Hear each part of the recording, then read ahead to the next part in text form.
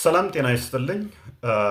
በፌስቡክም በቴሌግራምም በዩቲዩብም በቲክቶክም ለምታዳምጡን ይሄ ቪዲዮ ከደረሳችሁ ስለኔ ያሳሰባችሁ ሁላችሁም እኔ ሰላም ነኝ። በጥሩ ጤንነትና በጥሩ ሁኔታ ላይ ይገኛለሁኝ። የተለያዩ ፖስቶችን ከኔ ጋር የተያያዙ ተመልክቻለሁኝ። ምንም ነገር የለም፣ የተሞከሩ ነገሮች ነበሩ። ራሴን በበቂ ሁኔታ መከላከል እችላለሁ። በበቂ ሁኔታ ለተፈጠሩ ነገሮች በቀላሉ ማለት ችለናል። ቀጣይም ለሚፈጠሩት በበቂ ሁኔታ ራሴን መከላከል በማንኛውም ሁኔታ እችላለሁ። ካሁን በኋላ ላሉትም እንደዚህ አይነት ለማደናገር ለሚሰሩ ክርስቲያኖች ነቅታችሁ ከጎናችን እንድቆሙ።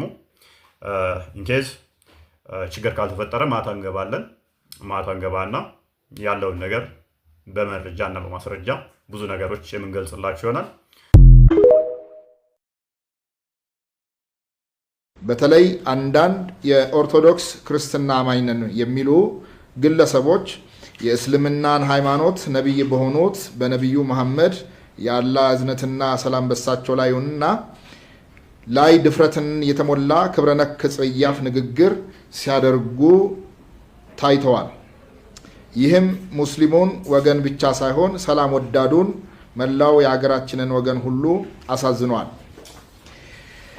ጉባኤያችን ይህ አይነቱ ስነ ምግባራዊና ህገወጥ ተግባር የትኛውንም የሃይማኖት ተቋም የማይወክል ይልቁንም የሚወገዝ ተግባር መሆኑን ለመግለጽ እንወዳለን። ከዚሁ ጋር በተያያዘ አንዳንድ የኦርቶዶክስ አማኝ ነን የሚሉ ወገኖች፣ ወንድሞችና እህቶች የግለሰቡን ህገወጥ ተግባር ተቋማዊ ለማድረግ የሚያደርጉትን እንቅስቃሴ እንዲያጤኑትና ግለሰቡን ከተቋሙ እንዲለዩ እንመክራለን።